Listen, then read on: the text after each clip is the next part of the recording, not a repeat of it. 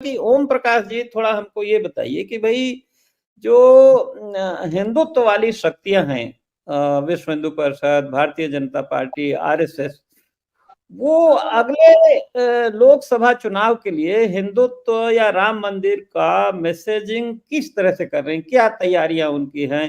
तो जिसके लिए राहुल गांधी को या कांग्रेस पार्टी को इस तरह से ये बार बार दिखाना पड़ता है, कभी उज्जैन महाकाल के मंदिर में जाके, कल जयपुर से गहलोत, अशोक गहलोत जी भी को यात्रा शुरू करेंगे अपनी, वो भी किसी मंदिर से है। और सब तो क्या संघ परिवार क्या अयोध्या से क्या मैसेजिंग कर रहा है पूरे देश के गांव गांव में? सुना है 5 लाख गांवों में कुछ भेजा है उन्होंने संदेश, चावल, टोलियां।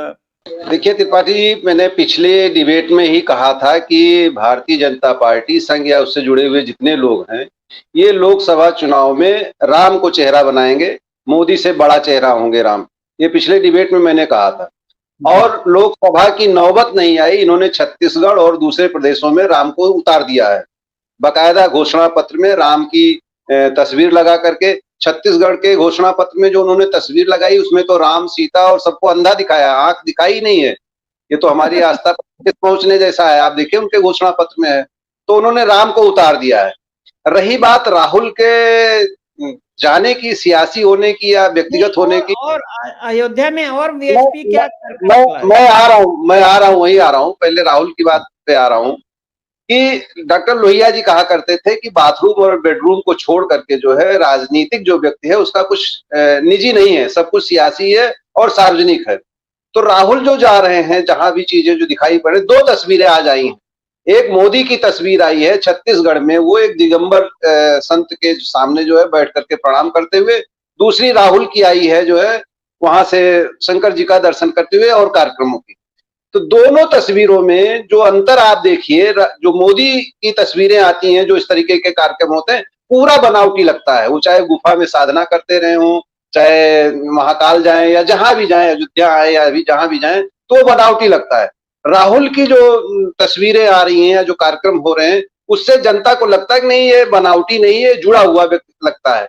तो ये जो महत्वपूर्ण बात है कि इसके पहले कांग्रेस मिटाओ का नारा जो भाजपा का था, मोदी का था, उन्होंने लकीर को मिटाने की कोशिश की, जबकि राहुल गांधी जो काम कर रहे हैं वो मोदी की लकीर से बड़ी लकीर खींच रहे हैं। इन सारे प्रकरणों को लेकर के जनता में लोकप्रियता के आधार होते हैं इस तरीके की तस्वीरें, इस तरीके के कार्यक्रम, तो उस पर राहुल काम कर रहे हैं। निश्चित तौर से उनको विधानसभा के चुनाव में इसका लाभ भी मिल रहा है, उनकी यात्रा का भी लाभ मिल रहा है।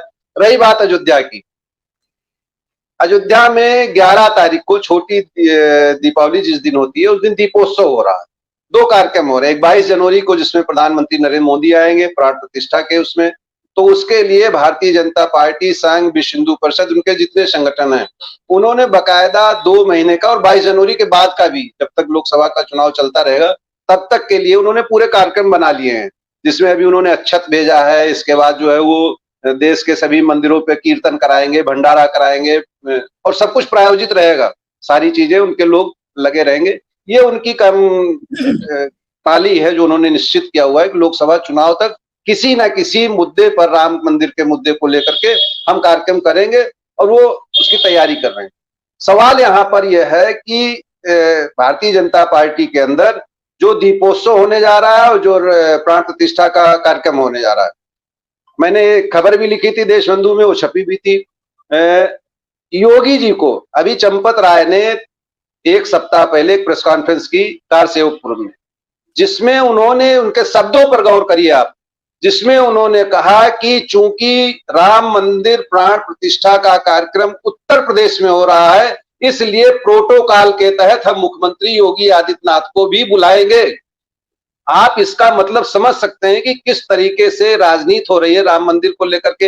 एक तो भारतीय जनता पार्टी के पक्ष में चुनावी दृष्टिकोण से कैस कराने की, और दूसरे अंदर खाने जो संघर्ष चल रहा है मोदी, शाह, योगी और लोगों का, उस पर चंपत राय का यह बयान बहुत महत्वपूर्ण है कि प्रोटोकॉल के तहत हम उनको बुलाएंगे। पूरे राम मंदिर आंदोलन की शिला रखने वाला गोरक्षपीठ है, पूरा भूमिका बनाने वाला है पूरे संघर्ष की, और उसके बाद मुख्यमंत्री को, योगी आदित्यनाथ को इस नाते बुलाया जाएगा कि उत्तर प्रदेश के मुख्यमंत्री। इन सारी चीजों को लेकर के मुख्यमंत्री योगी आदित्यनाथ ने दीपोत्सव पर अपना पूरा फोकस कर रखा है। वो जानते हैं कि राम मंदिर प्राण प्रतिष्ठा समारोह का पूरा क्रेडिट मोदी के खाते में जाएगा। पूरी मीडिया मोदी को दिखाएगी और सारा कार्यक्रम उनके इर्द गिर्द घूमेगा। योगी उसमें बहुत छोटी चीज रहेंगे। आ जाए तस्वीर में, ये बड़ी बात है, चूंकि मुख्यमंत्री है। तो उन्होंने अपना पूरा फोकस जो है वो दीपोत्सव पर कर रखा है और अयोध्या पूरी तरीके से सज रही है। मैंने कुछ तस्वीरें भी आपको भेजी हैं राम की पैठ की। बहुत बड़ी वहां पर 200 फीट लंबी और 60 फीट चौड़ी जो है एक एलईडी लगाई गई है, जिसपे सारा प्रसारण होगा चीजों का। और पूरे शहर को लाइटों से, फसाड लाइटों से सजाया जा रहा है। जगह जगह फाउंटेन्स जो है, वाटर फाउंटेन्स जो है, नदी में भी, राम की पैड़ी में भी किए जा रहे हैं। तो ये आयोजन करके जो है, ये जो है योगी जी इस दीपोत्सव के बहाने ये बताना चाह रहे हैं कि नहीं, राम मंदिर की असली शुरुआत जो है प्राण प्रतिष्ठा की इसी दीपोत्सव से हो रही है। राम आ रहे हैं तो दीपोत्सव के बहाने। तो ये एक संघर्ष भी चल रहा है अंदर खाने में।